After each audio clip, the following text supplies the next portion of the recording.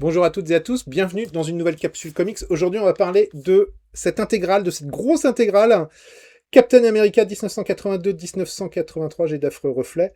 Voilà, c'est mieux. 82-83, collection intégrale, qui continue, qui a plus de 20 ans, qui marche toujours autant.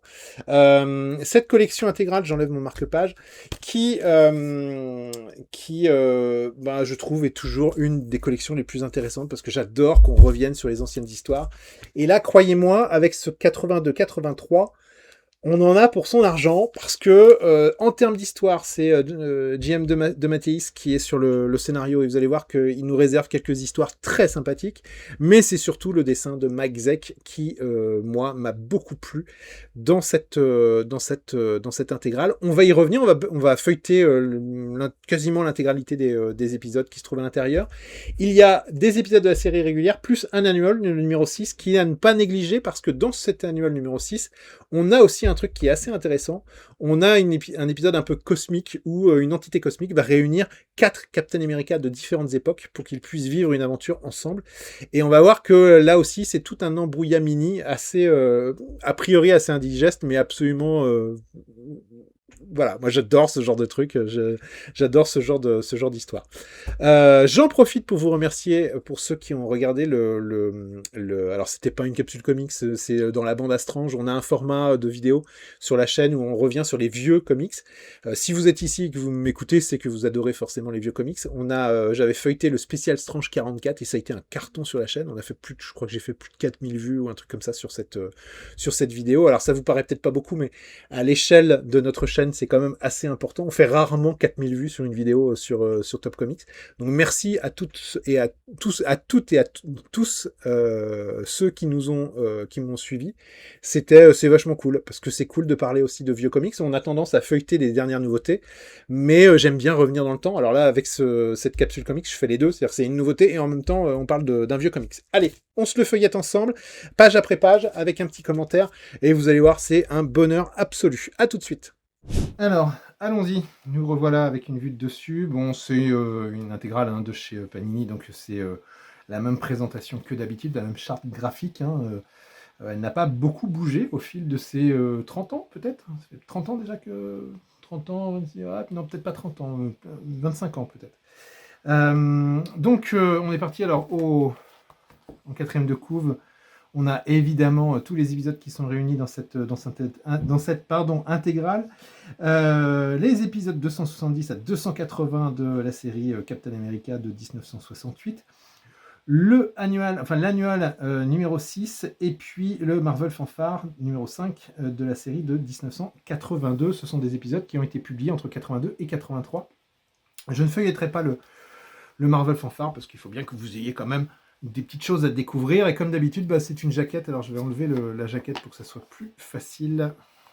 Alors de temps en temps, certains râlent contre ces jaquettes. Alors ces jaquettes sont censées protéger le livre et protéger la couverture du bouquin. Moi j'avoue que je les enlève systématiquement quand je lis, et même quand je feuillette ces intégrales. Je les enlève tout le temps en fait. Ma grande crainte, c'est que quelqu'un pose un bouquin sur la jaquette qui est posée à plat et que ça écrase la jaquette. Donc je la planque même dans ma maison pour éviter que ça n'arrive.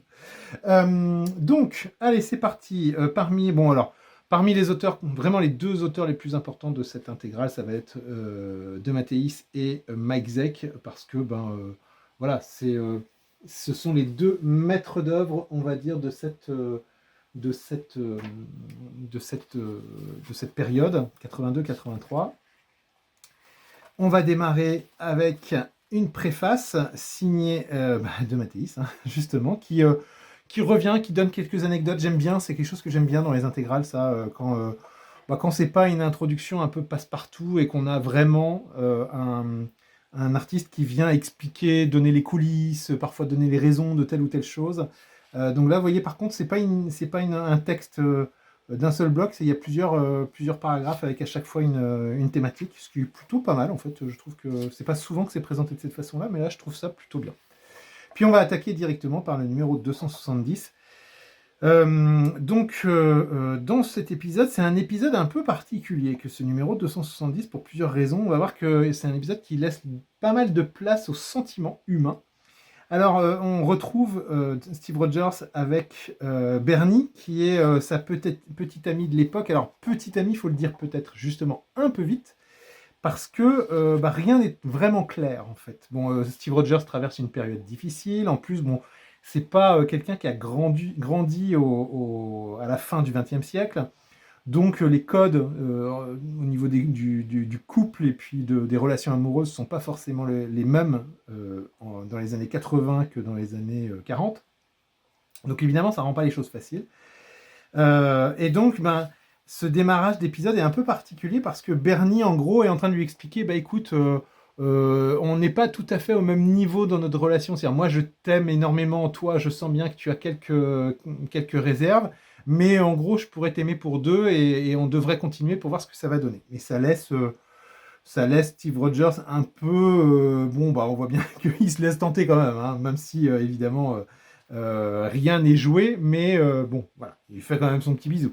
Là-dessus arrive donc un personnage qui va être important. C'est ce monsieur qui déboule. Ce monsieur, en fait, c'est intéressant. Il est intéressant à plus d'un titre. Alors, il s'appelle Arnie Roth et c'est un type, en fait, il se présente très vite comme étant un ancien pote de Steve Rogers. Alors, évidemment, il commence à échanger sur des banalités, hein, c'est-à-dire que, voilà. Alors, ce qui est amusant, hein, c'est que De Matteis joue sur l'écart d'âge physique qu'il peut y avoir. Finalement, Steve Rogers n'a pas bougé, tandis que Arnie, qui était une espèce de Don Juan à l'époque quand ils étaient jeunes, il a vieilli, il est devenu bedonnant, il a perdu ses cheveux. Bon, donc voilà, ça arrive à tout le monde, hein, d'accord? On ne fait pas de remarques. Donc, on a droit à un petit flashback qui va nous raconter pourquoi Arnie était un super pote à Steve Rogers. Et puis, on découvre que Arnie, il est au courant pour Cap. Alors, c'est intéressant parce que ça permet d'habitude, quand on parle de la jeunesse de Cap, on pense tout de suite à Bucky. C'est un truc qui vient assez souvent. Là, ça permet de garnir un petit peu le lore de Captain America, et on va voir que ça va avoir une importance par la suite. Évidemment, s'il vient chercher Steve Rogers, Captain America, c'est pas tout à fait pour rien, on va le voir dans la scène suivante. Il y a un interlude qui lui aussi va avoir son importance, mais pour Sam Wilson, puisque nous avons ici une course-poursuite entre deux jeunes Afro-Américains apparemment, et le poursuivi décide de tirer sur le poursuivant. Poursuivant qui faisait partie des jeunes veilleurs. C'est un groupe en fait c'est une espèce de milice de surveillance en fait de quartier. C'est inspiré de faits réels, hein, ça a vraiment existé. Donc le but était de maintenir en fait la paix dans les quartiers avec des personnes qui tournaient, qui surveillaient. Donc voilà. Et puis on revient à notre histoire principale. On apprend que la vie de Arnie n'a pas forcément été très très simple, comme il lui explique. Il se considère lui-même comme un minable, hein, il le dit à Steve Rogers. Et il lui dit « Je ne me suis jamais marié, tu y crois, Arnie le Roméo, ce n'était pas fait pour moi. » Et un peu plus tard, il dit « Mais depuis ces 10 dernières années, je traîne avec un type, mon, 3 petits points, hésitation, mon meilleur ami. Avec lui, j'ai pu traverser les moments difficiles sans devenir fou. Mais il est arrivé un truc à Michael, puisqu'il s'appelle Michael, son copain, un truc grave et j'ai besoin de Captain America. » Bon, alors là, c'est intéressant parce que à l'époque, les gamins n'ont pas dû voir l'allusion, je pense pas, mais l'allusion est quand même assez claire, c'est que en fait Arnie est homosexuel et qu'il sort avec un homme qu'il présente comme en gros comme son colocataire, mais ça fait 10 ans qu'il est colocataire avec cet autre homme, avec ce Michael. Et là où c'est intéressant, c'est que nous sommes en 82, si je dis pas de bêtises. Ce premier épisode, c'est le numéro 270, donc forcément on est en 82. Voilà, on est en juin 82. On est bien longtemps avant le coming out de North Star, Vega en français, dans Alpha Flight. D'accord ? Donc c'est l'introduction d'un personnage homosexuel dans les aventures de Captain America, qui s'avère être un ancien pote à Captain America. C'est pas rien comme mise en place. Vous allez voir que ce personnage d'Arnie va avoir une importance par la suite. En deuxième interlude, on retrouve Bernie, qui se pose... alors bon, là, vous avez des blocs de texte. C'est un peu le défaut de Matteis. De temps en temps, il écrit un peu au kilomètre et ça serait pas mal qu'il réduise un peu ces textes. Ce qui est intéressant avec ce passage-là, c'est qu'on est avec un personnage féminin qui est en train de penser, qui réfléchit, qui doute d'elle-même, qui essaye de se convaincre que en fait non, elle a le droit d'aimer cet homme, que elle ne devrait pas douter d'elle-même, qu'elle devrait au contraire avancer et prendre le taureau par les cornes. Et elle finit par se convaincre au point qu'elle va aider cette vieille dame, on va dire cette clocharde, qui est en train de se faire emmerder par des gamins. Et elle va lui proposer son aide. Donc Bernie qui décide de prendre son destin en main et d'avancer. Et puis on retrouve donc Arnie cette fois-ci, toujours avec Cap. Arnie lui explique que son copain a été enlevé et on lui demande en fait tout simplement de l'argent pour pouvoir sauver la vie de Michael. Sauf que juste avant que Captain America ne se lance dans le sauvetage, parce que Arnie l'amène directement à l'endroit dans le bâtiment où est enfermé, séquestré Michael, Arnie vend la mèche, c'est-à-dire qu'il lui dit qu'en fait c'est faux, ça n'est pas vrai, c'est un guet-apens, c'est-à-dire qu'il y a un type qui l'a approché et qui lui a dit qu'il réglerait ses problèmes d'argent s'il amenait Captain America dans ce bâtiment. C'est le point de départ d'une histoire, d'un fil rouge qui va nous faire tout l'album. C'est-à-dire qu'il y a quelqu'un qui cherche à choper Captain America, qui cherche, en tout cas, qui lui veut du mal. C'est assez fréquent dans les aventures de Captain America. Mais là, c'est intéressant parce que ce type passe par la bande pour essayer de choper Captain America. Donc ils décident tous les deux de faire comme si Captain America n'était pas au courant. Et c'est parti. Alors donc ils rentrent dans ce bâtiment. Il y a bien effectivement Michael qui est séquestré. Et puis Captain America commence à faire le ménage. Sauf que au moment où il finit d'avoir un peu tabassé tout le monde, il y a cette chose, on va dire, qui apparaît, on pourrait dire Groog, c'est l'onomatopée de ce monstre, alors qu'il est dessiné vraiment de manière très très bizarre. On se demande ce que c'est que ces trucs là sur ces... Est-ce que c'est des écailles? Enfin, on ne sait pas trop ce que c'est comme... Alors, j'aurais tendance à penser que c'est un androïde, mais on n'en est même pas sûr. Et donc Cap se lance bille en tête dans le combat. Mais Arnie se dit, mais il est passé où Michael? Et c'est là qu'il va y avoir quelque chose d'un peu particulier qu'on va découvrir après. Bon, là, après, on a cette intrigue secondaire de Bernie face à cette vieille dame que je trouve assez masculine dans ses traits, hein, quand même, cette vieille dame.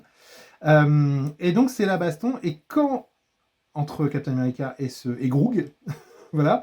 Et quand c'est pas son nom officiel, hein, ne cherchez pas Groog dans les encyclopédies. Et là, Michael est libéré par Arnie, et là, pouf, le corps tombe, et l'androïde, cet androïde réagit. Bon, on va l'appeler l'androïde, ce sera plus simple.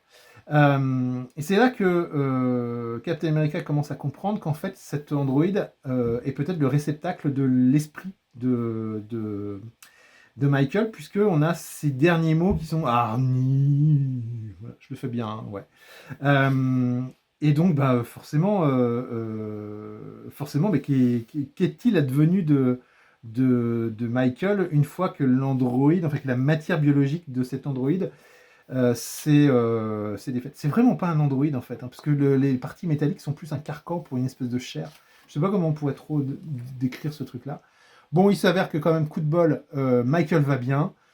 C'est les retrouvailles entre Michael et Arnie. Bon, j'insiste un peu lourdement, mais oh Michael, j'ai cru que tu étais mort, j'ai cru que tu étais mort. C'était comme si mon âme avait été arrachée et fourrée dans un trou noir. Bon, évidemment, c'est la référence à ce Groog, entre guillemets. Bon, vous êtes colocataire, bon, je doute que vous réagissiez de cette façon-là, quand bien même vous appréciez beaucoup votre colocataire.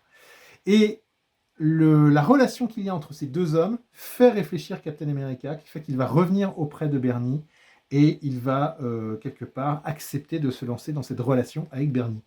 Bon, chouette épisode quand même, hein. Enfin, je veux dire, je trouve que c'est intéressant, ces personnages qui parlent à cœur ouvert, qui expriment leurs sentiments, cette introduction d'un personnage homosexuel si tôt dans un épisode de Captain America, c'était pas...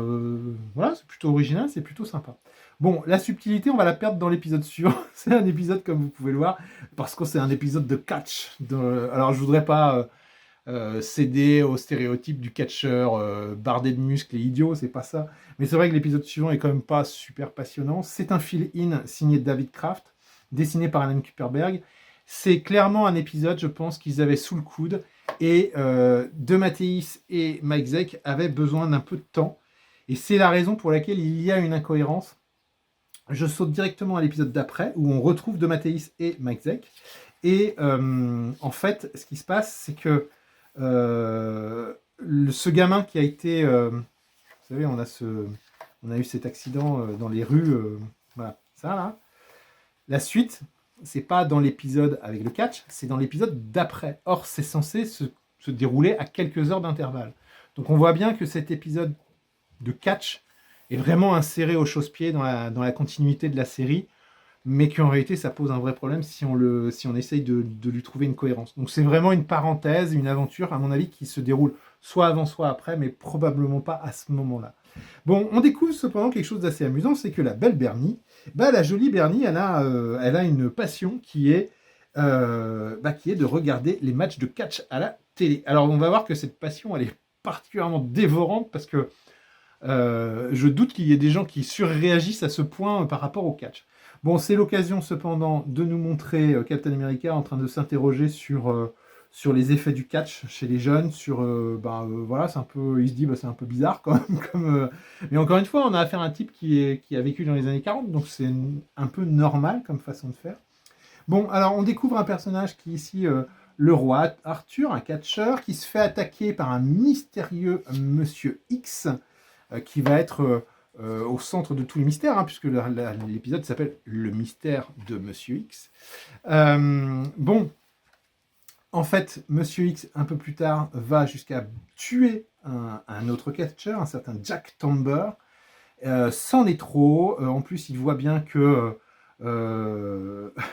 Bernie est particulièrement touché par cette nouvelle du décès de Jack Tomber. Bon, alors là, lui, Steve Rogers, il comprend pas trop bien, mais il dit, il va être temps quand même peut-être d'intervenir. C'est l'occasion, donc, de se rendre au commissariat. Il va tomber sur le roi Arthur, avec qui il va pouvoir discuter un petit peu, essayer de recueillir quelques premières informations. Vous voyez, Bernie est tellement pas bien que... Attends, c'est Bernie est-ce que c'est vraiment... Non, c'est une femme, pardon. Mais si, c'est Bernie, voilà. Bon, il l'avait pas forcément reconnu. Il sauve Bernie parce qu'elle était tellement déboussolée par la nouvelle là, de la mort de ce catcheur que voilà. Alors en fait, il n'y a pas de, il y a rien de mystérieux là-dedans. C'est juste qu'elle est vraiment retournée. Et elle lui dit, hein, j'adorais cette émission. Aujourd'hui, elle me rappelle les moments heureux de mon existence. Mais ce meurtre, pourquoi tout ce qui nous amène de la joie finit par être gâché? Bon, et elle s'effondre en larmes dans ses bras. C'est vrai qu'en termes de surréaction, c'est quand même, ça se place un peu là. Bon, ça explique peut-être pourquoi Steve Rogers va vraiment s'intéresser à cette histoire. Il commence donc par provoquer Monsieur X dans un combat mano à mano sur le ring. Bon, je trouve quand même un peu injuste personnellement que notre cap national vienne se battre sur un ring de catch avec son bouclier, quoi. C'est-à-dire le mec en face, il est en slip et en bottes avec une cagoule. Et Captain America, lui, il a droit à son costume et à son bouclier. Bon, voilà. Bon, c'est la baston. Évidemment, Captain America l'emporte. Et là, c'est un certain Ray Deacon. Bon, voilà. Mais tout le monde est un peu surpris par la révélation de cette identité. Et chacun retourne dans ses pénates. Sauf que Cap décide en fait d'aller enquêter chez le roi Arthur. Et donc, il arrive en tant que Steve Rogers dessinateur, et il se dit, tiens, je ferais bien ton affiche, là. Vous n'auriez pas des bandes vidéo que je pourrais consulter pour m'inspirer? Donc, son but, en fait, c'est d'aller regarder un peu plus la gestuelle, les postures de Monsieur X, pour voir si ça correspond bien à ce type qui a été arrêté. Et il s'avère que non. C'est-à-dire que Captain America, il se rend compte que non, il y a un problème. Et très vite, on comprend qu'en réalité, le coupable, c'est le roi Arthur, qui est un type, en fait, qui prend des anabolisants, qui prend de sales produits pour avoir des biscottos et pour avoir la forme. D'ailleurs, il avait jusque-là toujours une canne avec lui pour essayer de faire croire qu'il était handicapé, alors qu'en réalité, c'était du pipeau. Et son but, c'est tout simplement de vendre ses anabolisants. Donc, grosse baston avec Captain America. Et puis, retour chez Bernie avec une petite fleur pour lui dire à quel point il l'aime. Bon. Allez, on revient aux affaires sérieuses avec ce Captain America 272, qui lui aussi est particulièrement intéressant. Une superbe couverture de Mike Zeck. Alors là, on va rentrer dans le dur en termes d'histoire et puis en termes de dessin. C'est-à-dire que... Alors, allons-y. Là, c'est Captain America qui est dans les quartiers malfamés, on va dire, hein, puisque là, on est dans les quartiers chauds de la ville, où clairement, hein, il y a oui, des espèces de strip, enfin de bars à striptease. Il y a des personnes pauvres, voilà, il y a des espèces de pipe show. Enfin, c'est l'endroit, vous voyez, des bouquins réservés aux adultes.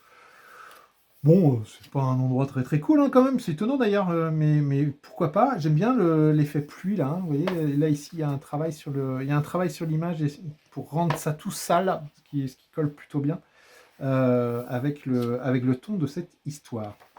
Alors, on retrouve Sam qui est effondré parce que tout simplement son cousin, non c'est pas son cousin, c'est qui d'ailleurs?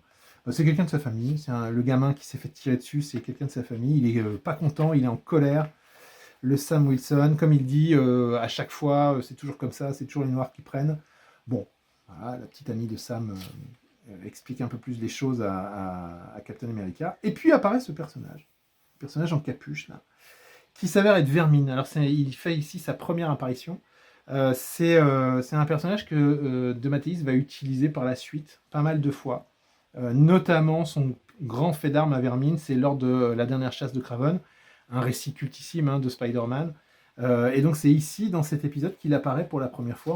On verra qu'il s'agit en fait d'un sbire, d'un sbire malheureux d'ailleurs, du vilain qui en veut à Captain America. On a Sam Wilson qui a remis le costume du faucon pour mener l'enquête. Il va finir par tomber sur le jeune garçon qui a tiré sur l'autre jeune noir de la famille de Sam. Et il s'avère en fait que Sam Wilson va essayer d'aider ce jeune garçon face à un gang.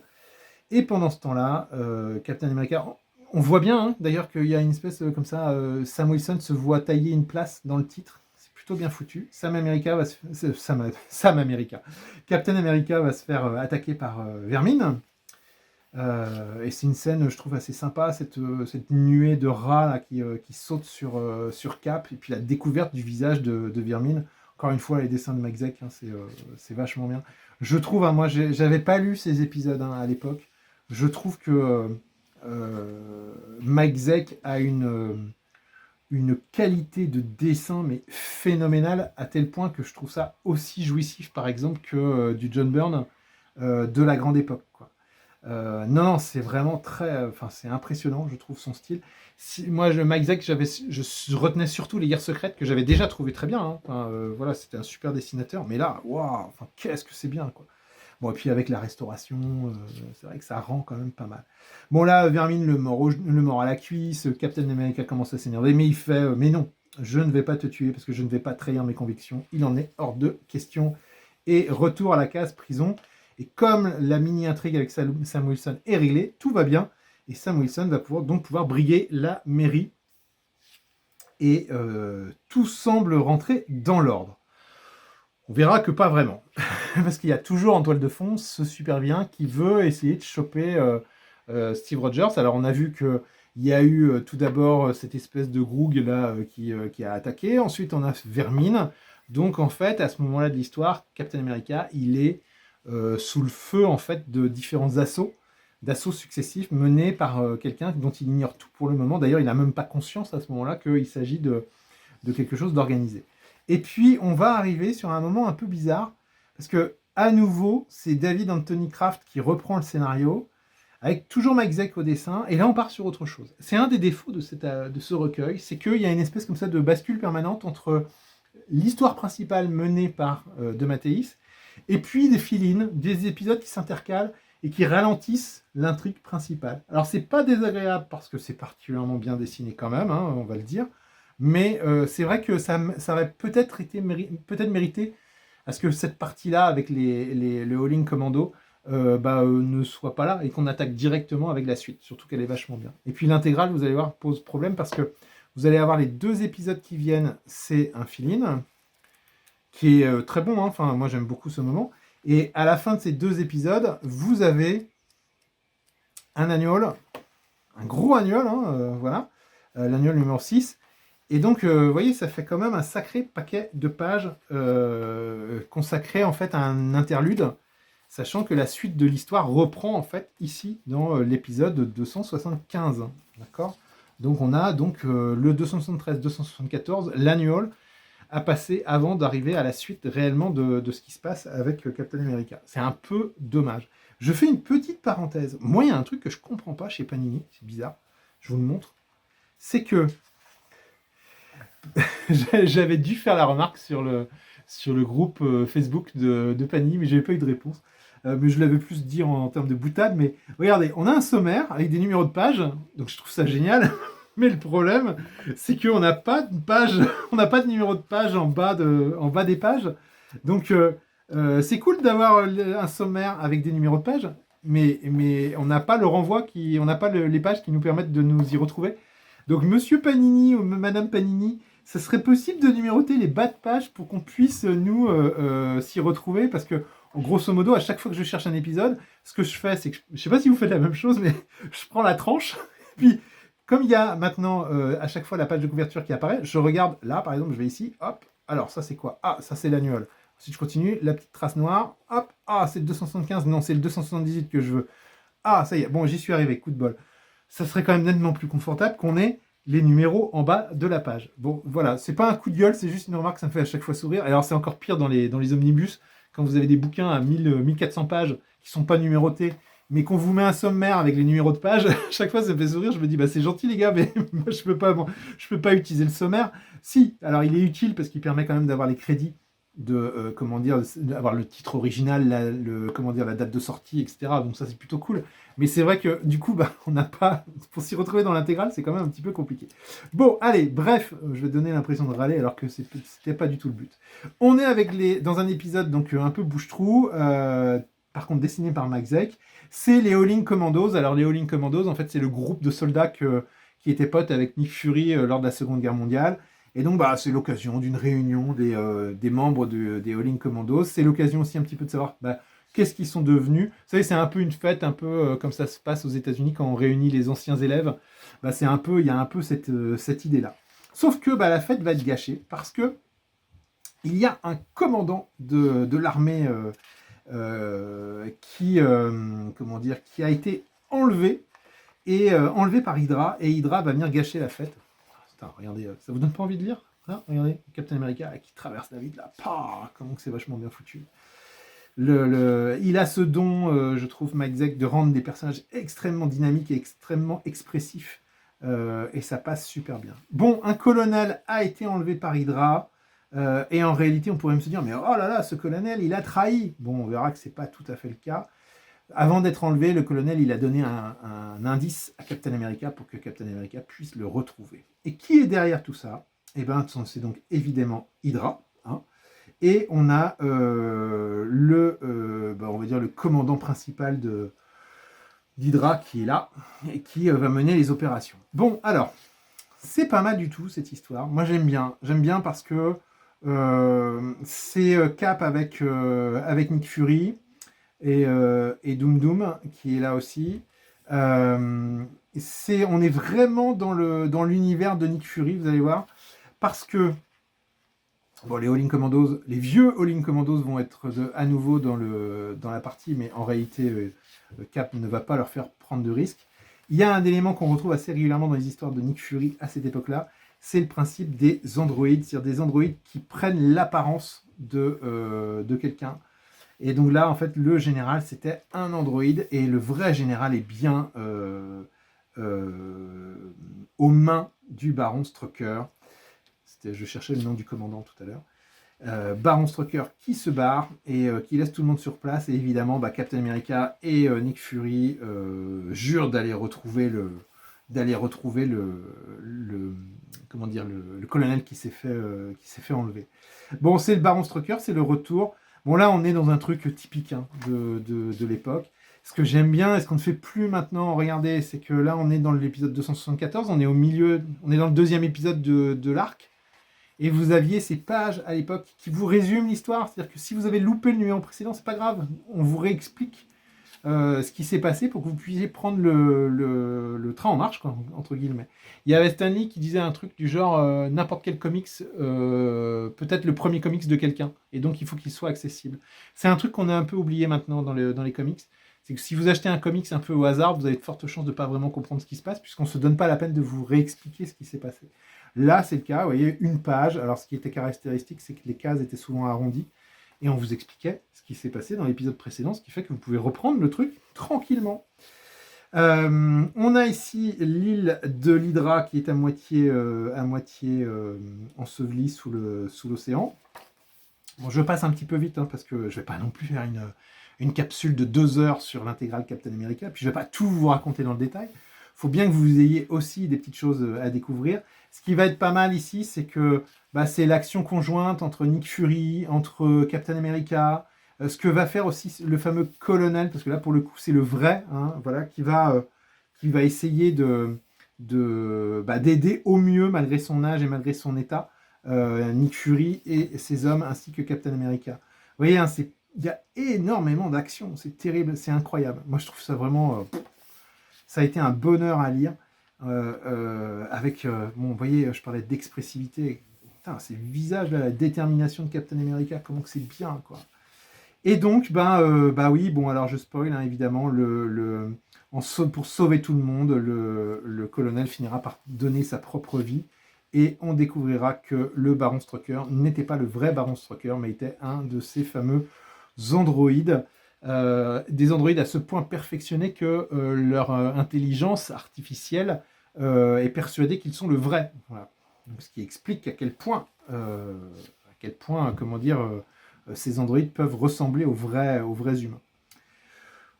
Bon, c'est la fin de cet épisode, c'est l'occasion de verser une petite larme sur le général, c'était pas un colonel, sur le général Samuel Sawyer. On arrive à cet épisode, alors je vais passer assez vite dessus, je vais vous le feuilleter, mais je vais pas tout vous raconter, alors en plus c'est assez compliqué.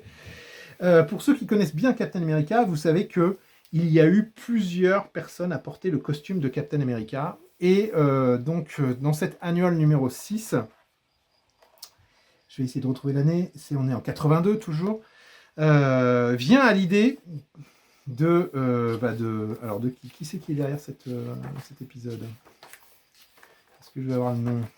Vient à l'idée de DeMatteis et de Ron Wilson de réunir les différents Captain America des différentes époques. Alors, on en a plusieurs. On a celui des Envahisseurs. Les Envahisseurs, d'ailleurs, qui sont sortis en intégrale, hein, si vous les avez loupés. On en avait parlé sur Top Comics à l'époque. Qui est en fait l'esprit de 76. On va avoir un autre Captain America, qui est celui des années 50, qui était une espèce d'extrémiste, de mec d'extrême droite, un type particulièrement patibulaire. C'est d'ailleurs, il y a un moment donné, vous voyez là, ils vont pour arrêter des Afro-Américains, et regardez, je pense qu'on va attaquer ces Bamboula Junior. Voilà, déjà, le mec lourd, super. Et donc, toutes ces versions de Captain America, bon, il y aura évidemment le Steve Rogers habituel, on va dire, se retrouvent téléportés par cet étrange personnage qui s'appelle Mr. Buddha, qui est un personnage qui a été créé par Jack Kirby dans l'album bicentenaire là, qui était sorti en grand format, en très grand format chez Panini. Et donc, c'est une aventure qui va mélanger... Alors, ce Mr. Buddha, en fait, on découvre qu'il fait partie des doyens de l'univers et qui s'appelle le Contemplateur. Voilà, hop, comme ça, pouf, au détour d'une case, on apprend que, tiens, il y a un nouveau doyen. Pourquoi pas. Et donc, c'est un épisode qui va confronter, entre guillemets, ces différents Captain America et nous les montrer... ça va nous permettre de voir les différences d'état d'esprit entre chacun d'entre eux. Alors, il y a un petit problème, c'est que Ron Wilson, je trouve qu'il les dessine tous de la même manière, ce qui fait qu'on a un peu de mal dans l'épisode à comprendre qui est qui. C'est une des difficultés de cet épisode, qui par ailleurs, j'ai trouvé assez rigolo, de l'idée de départ. Je me demande si c'est pas qui est Vince Coletta qui est... Ouais, c'est Vince Coletta. Rien qu'en voyant l'ancrage, je me suis dit, ça c'est du Vince Coletta. Je vous renvoie à une ancienne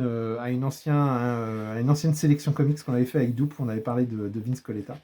Doop étant persuadé que Vince Coletta avait trempé avec la mafia à l'époque, et que du coup on considérait qu'il était intouchable chez Marvel, mais là c'est peut-être une rumeur, je n'ai pas fouillé. Bon, vous voyez, quand je dis que tous les Captain America se ressemblent, c'est un peu exagéré. Bon, c'est un épisode qui est très sympathique, qui n'est pas extraordinaire, mais qui est franchement sympa, mais qui vient quand même pas mal casser la rythmique du run principal. D'ailleurs, c'est un peu dommage, je trouve, de l'avoir placé là, de la part de Panini. Ça aurait peut-être été plus malin de le mettre soit au début, soit à la fin, parce que pour le coup, ça vient encore plus casser le rythme. Bon, euh, comment dire, on retrouve Captain America qui se rend au Shield. Il se rend au Shield pour plusieurs raisons. C'est qu'il veut d'abord s'assurer que le Groog qu'on a vu tout à l'heure est bien toujours maintenu en détention. Et puis, il veut apprendre des nouvelles de Vermin, savoir si Vermin toujours pareil, s'il a parlé, si on sait qui l'a envoyé. Et puis, il veut prendre des nouvelles de Michael et de Arnie, qui sont donc évidemment toujours en couple. Captain America a l'air un peu plus détendu que la première fois qu'il a vu Arnie dans l'épisode de tout à l'heure. Bon, du côté de Steve et de Bernie, ça se passe plutôt bien jusqu'au moment où, en se rendant à l'église, on découvre que sur l'église juive, il y a une croix gammée qui a été tracée. Donc évidemment, ça choque la plupart des membres de la communauté. Et on découvre donc qu'il y a sur le territoire américain des néo-nazis.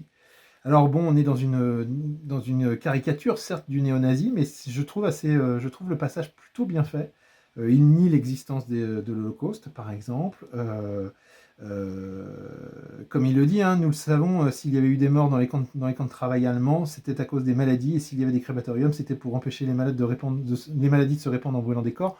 C'est des arguments qui ont été utilisés par certains négationnistes, qui sont là repris par De Matteis pour évidemment les tourner probablement pas en dérision, mais pour montrer en fait que ce sont des arguments qui sont utilisés par ces personnes.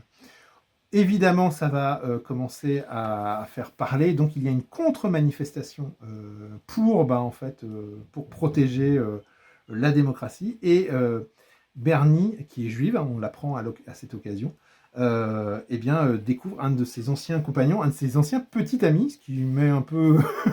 voilà, ce qui installe une drôle de... C'est même son ex-femme, pardon. Ça met une sacrée ambiance. Et puis, débarquent évidemment à ce moment-là des gens peu recommandables, puisque nous avons des néo-nazis qui déboulent à cette manifestation. Et ça va pas bien se passer entre évidemment la communauté juive et ces néo-nazis. Et ça commence à tourner à la baston. Pendant ce temps, nous découvrons qui est en train de tirer les ficelles, ou plutôt qui sont ceux qui sont en train de tirer les ficelles. Mais il va y avoir une petite subtilité. On découvre le Baron Zemo et Arnim Zola, mais vous voyez, ça c'est un truc caractéristique des comics, c'est qu'on aime bien de temps en temps mettre le méchant dans l'ombre. Et ça veut dire qu'il y a un mystère. Alors il y a bien un mystère sur cette Arnim Zola. Le Groog, qui se trouvait dans son caisson, est en train de prendre forme humaine, voire même de sortir de ce caisson en le faisant exploser. Et il récupère Vermin tout en s'échappant, mais il ne va pas s'occuper que de Vermin, il va aussi venir récupérer Michael et Arnie. Malheureusement, Captain America ne peut rien faire, il est occupé à essayer de faire en sorte qu'il y ait le moins de grabuge possible entre la communauté juive et les néo-nazis. Et Captain America intervient avec un message évidemment sur la liberté, sur les valeurs de l'Amérique. On est sur quelque chose qui est très, très Captain America, mais qui fonctionne évidemment toujours aujourd'hui, surtout quand on connaît l'actualité. Sauf que, surprise, et là on est vraiment dans un truc très, très feuilletonnant, c'est que Bernie entend Captain America parler, et là elle se dit, mais cette voix, mais c'est impossible, mais je n'y crois pas, mais non, mais ce n'est pas possible, Steve Rogers est Captain America. Waouh, voilà, surprise. Bon, alors les choses, là ce qu'il y a de bien, c'est qu'il ne va pas y avoir d'épisode interlude, donc on va attaquer direct dans la foulée. Donc Captain America va mettre un putain de gros coup de bouclier dans la gueule de ce Rasslar, là, ce qui est plutôt pas mal. Et puis, il se rend compte aussi, parce qu'il n'avait pas forcément fait attention, que Bernie est au courant, comme il le dit lui-même. Elle sait. Voilà. pendant ce temps, vous avez un groupuscule qui brigue, comment dire, un groupe qui brigue la mairie, alors peut-être pas la mairie, mais voilà, qui veut se faire connaître, un groupe politique qui veut se faire connaître, la Coalition pour l'Amérique moderne. Alors encore une fois, c'est un groupe réactionnaire. Alors, vous voyez, hein, l'Amérique telle qu'elle était autrefois, l'Amérique telle qu'elle pourrait redevenir. Et ils ont l'excellente idée de vouloir prendre Captain America comme emblème, comme égérie, en le mettant sur leurs affiches. Ce qui est un réflexe qui n'est pas con. Je veux dire, c'est assez normal parce qu'ils confondent en fait une idée qui est que Captain America n'est pas un personnage réactionnaire, mais ils veulent s'en emparer pour en faire une figure de leur parti. Alors on va voir que ce qu'il y a d'amusant, c'est qu'on va demander à Steve Rogers, le dessinateur, de faire cette affiche. Mais on n'en est pas là. On est sur le couple Bernie et Captain America. Et en fait, il semble assez évident que malgré qu'elle soit au courant de son secret, elle accepte la situation. Sauf que avant qu'ils aient pu se faire un petit bisou, vous avez Runsiter du Shield qui déboule en disant là, il y a un problème. Ton pote a été enlevé, le Groog a aussi enlevé Vermine, il faut à tout prix le retrouver. Et Captain America va le retrouver grâce notamment à cet étrange personnage qui sort d'un bâtiment. Alors là, j'avoue que dans l'histoire, avant de préparer cette vidéo, je me suis dit, mais comment? Parce que vous voyez, ici, à un moment donné, Cap, il attend sur le toit d'un immeuble, et puis vous avez ce personnage avec ce haut de forme, et puis, enfin, ce chapeau et cet impair pour dissimuler son corps. Normal, hein, vous voyez, il ressemble à ça.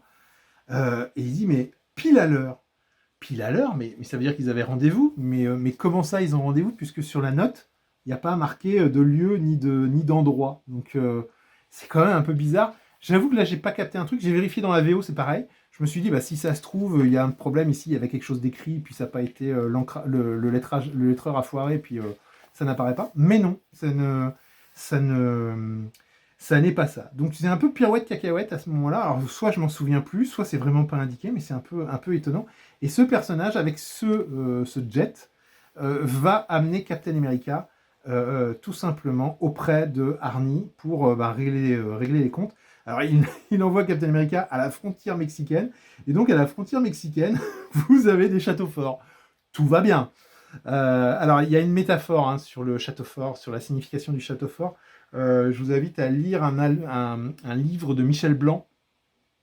J'espère que je ne me trompe pas dans le nom de l'auteur. J'essaierai de vous mettre le nom du bouquin dans le descriptif, qui avait fait une explication sur la métaphore du château fort et du château médiéval dans les comics, sur le fait que en fait, ça faisait appel à tout un décor réactionnaire, etc. etc. C'est particulièrement intéressant et brillant. J'essaierai de vous le mettre dans le descriptif. Mais ça me fait sourire parce que qui peut imaginer qu'il y a un château fort à la frontière mexicaine. C'est assez marrant.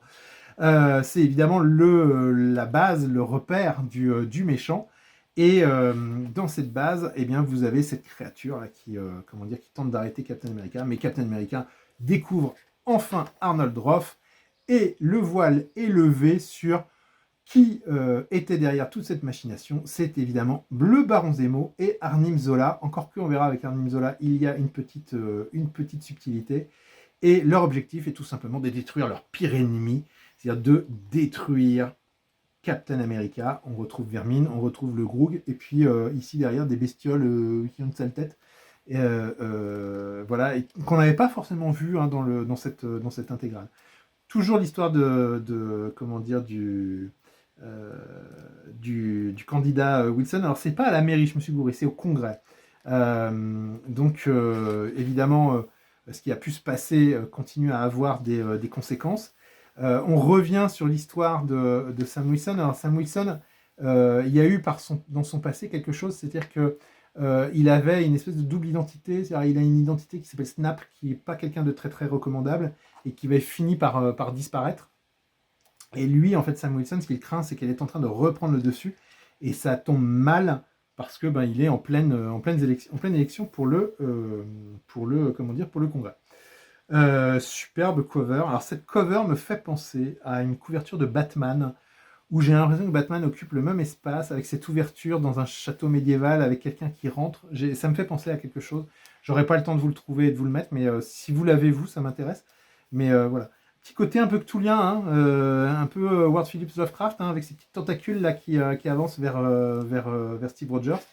Bon, là on est dedans, hein, on est bien quand on lit cette histoire, parce qu'on n'a pas été interrompu par des épisodes bouche-trou, ni par des annuals, donc là c'est chouette, quoi, arrivé à ce moment-là dans le bouquin. Et puis alors, j'adore le personnage du Baron Zemo, quoi. Donc voilà, donc c'est quand même particulièrement cool. Le Baron Zemo, justement, bah, il va expliquer un petit peu pourquoi il veut faire la peau comment dire, à Captain America. On découvre en fait que ce n'est pas le Baron Zemo d'origine, ce n'est pas Helmut, mais que c'est bien en fait le fils du Baron Zemo. Et Captain America, par le passé, à cause de Captain America, il est tombé dans une cuve avec un produit qu'il a défiguré, et donc ce qui l'oblige en fait à porter ce masque. J'adore ce moment où il enlève son masque là, parce que son masque il est collé sur son visage, et là j'aime bien cet effet de ce masque qui se défait. Je trouve ça vachement bien, vachement réaliste. Bon, j'adore le look de Zemo. Évidemment, Zemo qui prendra après toute une tournure, hein, pour ceux qui ont lu les Thunderbolts, c'est particulièrement croquignolesque. Je ne suis pas tout à fait certain que ce soit le même personnage, c'est peut-être le fils du fils du fils, mais en tout cas, en termes de look, je le trouve fabuleux. Et là, Zemo il lui explique qu'il n'a pas de plan de conquête du monde, que en fait, tout ce qu'il veut, c'est lui péter sa gueule et lui détruire la vie, détruire sa vie pour se venger. Vous voyez, mes soucis sont plus personnels, je veux anéantir Steve Rogers, lui refuser le bonheur, l'amour, la vie normale qu'il m'a arraché, et j'ai les moyens de le faire. Et là, on découvre que Arnim Zola, en fait, n'est pas Arnim Zola. Il s'agit d'une créature polymorphe qui s'appelle Primus, qui a récupéré une partie de l'intelligence de Arnim Zola. Et Primus peut prendre n'importe quelle forme. Et évidemment, vous le voyez venir, parce qu'on est bien aussi dans un feuilleton, il prend la forme de Captain America. C'est l'occasion d'une baston rapide. Et là, pour les besoins de l'histoire, Captain America se fait péter la gueule. Ce qui va nous amener à quelque chose d'assez marrant.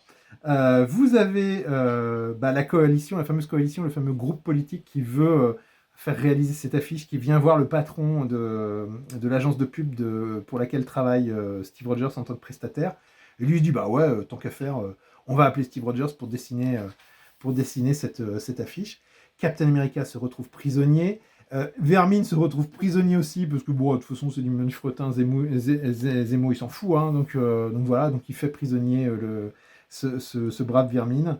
Et puis c'est là que Captain America se rend compte vraiment que ce Baron Zemo est derrière toute cette histoire. Sauf que Vermine n'apprécie pas d'avoir été trahi, et dans sa colère, il va permettre à Captain America de se libérer. Super effets de lumière, hein, quand même. Enfin, je pourrais presque à chaque page m'arrêter sur la qualité graphique. Captain America va finir, grâce à l'aide de Vermine, par s'en sortir. J'adore ce moment-là, ouais, ses griffes, il déchire cette espèce de matière biologique là, qui sert de lieu de crâne. Mais évidemment, ce que l'on avait un peu deviné dans le premier épisode, dans le 270, se réalise, c'est que dans ces cerveaux se trouve en fait, dans ces deux groupes-là, se trouve en réalité, quoi donc ? Arnie et Michael. Et donc, en laissant faire Vermine, qu'est-ce qui s'est passé ? C'est que Michael est mort, tout simplement, et Arnie se retrouve tout seul. Et comme il lui dit, mais mon Michael est mort et tu as laissé faire ça. Et comme le dit Zemo qui exulte, regarde Steve Rogers, le visage de ton plus vieil ami, voit la haine qui s'y reflète. Autant dire que c'est pas la joie pour Steve Rogers qui essaye de venir trouver un peu de réconfort auprès de Bernie. Non, vous savez très bien ce qui se passe dans cette case. C'est que c'est pas Steve Rogers. Voilà, c'est Primus. Et donc ça va nous amener sur quelque chose de particulièrement sympatoche. Bon, on a le petit intermède avec Sam Wilson. Vous voyez, ils veulent pas nous laisser avancer sur l'histoire principale. Il faut toujours qu'il y ait un truc qui vienne apparaître. Bon, c'est intéressant, c'est un peu long cette histoire-là avec Snap. C'est-à-dire que même si ça n'occupe que quelques pages dans chaque épisode, je trouve que c'est un petit peu long. Par contre, je trouve ça cool que Sam Wilson ait cet espace, mais ça dure un petit peu trop. Bon, on va commencer à s'approcher de la fin de ce story arc. Michael est mort, Arnie est en colère. À nouveau, on a une petite page qui nous résume le truc. Zemo exulte, évidemment. Mais il va être temps de de s'échapper, parce que il y a quand même Bernie qui est pas bien, qui est mal, comment dire, qui risque de passer un mauvais moment. Et donc, tout ce petit monde tente malgré tout de s'échapper. Arnie met de côté son ressentiment. Il finit par comprendre ce qui s'est passé. Et comme il lui dit, allons nous occuper de Zemo. Donc, Arnie semble avoir pardonné à Steve Rogers ce qui a pu se passer. Zemo qui prend un énorme coup de poing par Arnie.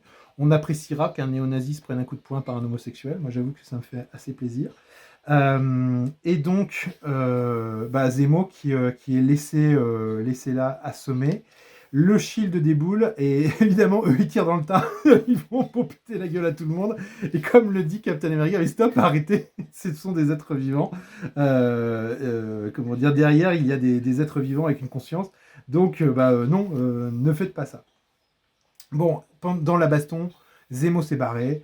Il a disparu à bord de son petit engin volant. Sauf que non, en fait, à bord de l'engin volant, il y avait Vermine qui est venu pour se venger. Et on termine sur la dernière page, le cliffhanger de l'épisode. C'est Bernie. Bernie qui est toute contente parce que son amour pour Steve Rogers, comment dire, est au max, quoi, là, à ce moment-là, dans cette histoire. Et là, on découvre, nous, lecteurs horrifiés, cette phrase: Oh Steve, hier soir c'était fantastique, j'avais l'impression d'avoir 17 ans à nouveau. Sortir comme ça en voiture toute la nuit, discuter jusqu'au matin.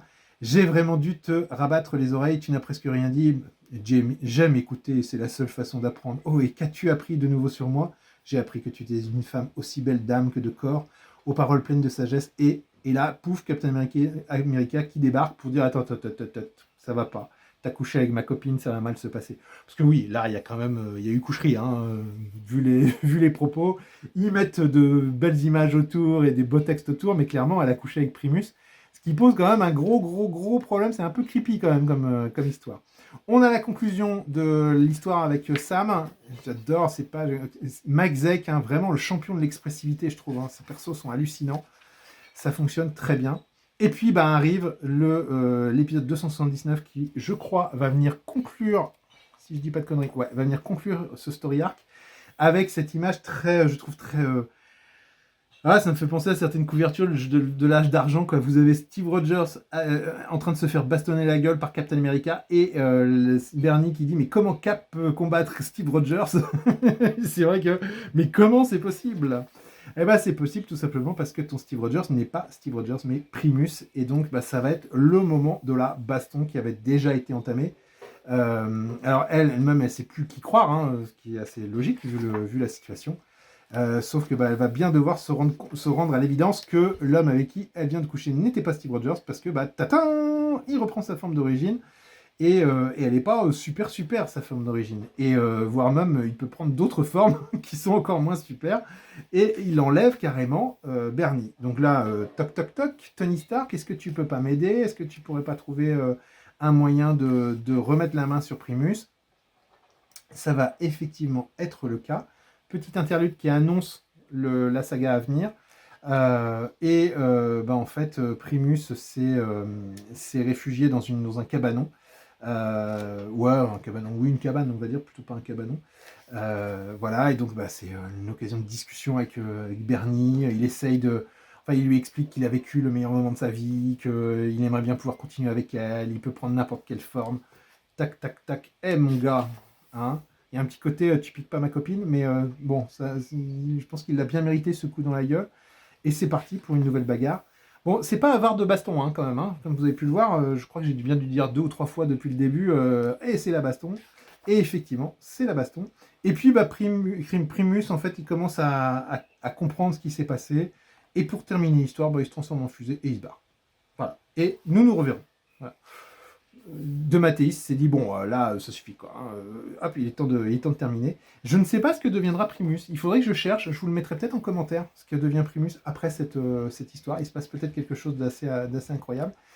Et puis, il faut bien conclure l'histoire avec Arnie, parce que Arnie, il a pris cher aussi quand même. Il a perdu son copain. Et là, c'est une scène assez intéressante. C'est que vous avez Steve Rogers qui pleure sur lui-même, mais cette folie aura-t-elle une fin, mais je n'y arriverai jamais, etc. Et là, Arnie lui donne une leçon, mais il n'y a pas de raison de t'apitoyer, Steve. Tu me laisses même pas faire mon deuil.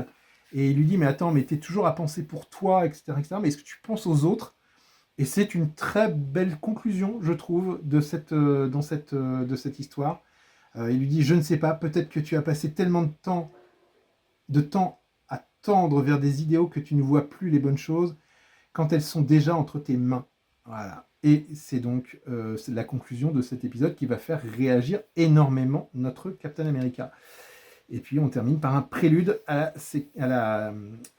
comment dire, au story arc suivant qui met en scène l'épouvantail, le sinistre épouvantail. Je vais le passer assez vite puisque bah, ça sera probablement plus développé dans l'épisode suivant. Vous avez quand même ici Steve Rogers qui déboule dans le fameux comité réactionnaire pour leur dire non mais vous foutez de ma gueule, vous êtes en train de récupérer mon image. Non, je suis pas d'accord. Non, non. Alors ils font tout pour essayer de le convaincre hein, mais non, ça se passera pas comme ça. Voilà, on n'est pas d'accord. Et puis bah, l'épouvantail va entre guillemets s'attaquer à comment dire à des notables de la ville et ça va être l'occasion d'une baston encore une fois entre l'épouvantail qui s'attaque en fait au patron de Steve Rogers, enfin, le patron de l'agence publicitaire qui doit faire la fameuse affiche. Et puis il y a un meeting pour la coalition pour une Amérique modèle, ce groupe réactionnaire, et donc ben l'épouvantail s'est introduit dans dans ce meeting politique pour essayer de comment dire de foutre le bazar quoi comme il fait d'habitude. Et donc c'est l'occasion pour Captain America, encore une fois, de réfléchir à tous ces groupes qui prétendent revendiquer ses valeurs et son héritage. Le prochain épisode, il y aura Spider-Woman et la Vipère, et on sera évidemment au rendez-vous, parce que ça risque de donner avec Mike Zeck, si c'est Mike Zeck qui le décide. Pardon. Et puis on a ce dernier épisode avec... Bon, c'est un épisode écrit par Roger McKenzie et Luke McDonnell. C'est pas le Luke McDonnell de Iron Man, hein, c'est beaucoup moins bien réussi. Bon, je le passe, parce que pour tout vous dire, je ne l'ai pas lu. Et on passe directement à la fin avec une galerie en fait je l'ai pas lu, mais sincèrement, c'est pas. J'ai commencé à le lire, c'est pas extraordinaire. Une couverture, une galerie d'esquisses, alors c'est pas des esquisses, mais de feuilles, de pages ancrées, qui permet de voir un peu l'état des planches avant qu'on les donne, ou bien des exemples de dessins tels qu'ils ont été pensés par les dessinateurs. Bon, c'est un bonus sympathique, mais c'est pas fabulissime non plus. Voilà, et écoutez, on arrive à la fin. Alors je m'attendais à ce que à la fin, ici dans cette partie biographie, on trouve comment dire, les noms, les prénoms. Parce que à chaque fois, j'ai dit de Mathéis, mais j'ai pas dit son prénom, parce que je ne l'avais pas en tête depuis tout à l'heure, depuis que je vous parle. Je suis en train de me dire, mais c'est quoi déjà, putain, Voilà, c'est John Mark de Mathéis. Je l'avais oublié. Je m'attendais à ce que ça soit écrit ici, donc je me suis dit, bon, je vais le glisser comme ça. Bon, non, je viens de faire une recherche sur Internet pendant que je vous parlais. C'est John Mark de Mathéis qu'il s'appelle. Voilà, donc pour le JM. C'est la fin de ce feuilletage. J'espère que vous avez aimé le voyage. Si cet album vous a plu, n'hésitez pas à foncer, parce que c'est vraiment un très chouette album.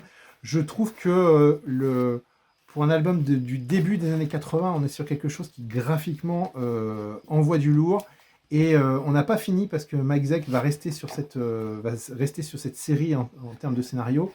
Et John Mark de Mathéis, maintenant je peux le dire. Mais il n'est même pas impossible que lorsque je ferai le prochain feuilletage de la prochaine intégrale, je vous refasse le coup du J'ai oublié.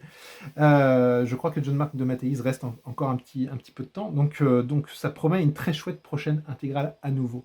Bref, c'est du bon, vous pouvez y aller, ça coûte 36€. Certes, c'est un petit peu cher, évidemment. C'est toujours trop cher les comics. Mais pour le coup, quand c'est aussi bien que ça, ça vaut le coup. Voilà. J'espère que je vous ai convaincu de vous lancer de là-dedans. C'est chouette. Comme d'habitude, écoutez, si ce feuilletage vous a plu, n'hésitez pas à me le faire savoir en commentaire. Ça fait toujours plaisir. Moi, je gagne rien hein, si Si vous pensez que je gagne du fric en faisant ces vidéos, bah non, pas du tout, parce qu'il n'y a pas assez de vues. Et d'ailleurs, ni Doupe ni moi, nous n'avons l'intention de monétiser la chaîne, parce qu'on n'a pas envie de vous emmerder avec de la pub. Je pense que vous en avez déjà suffisamment.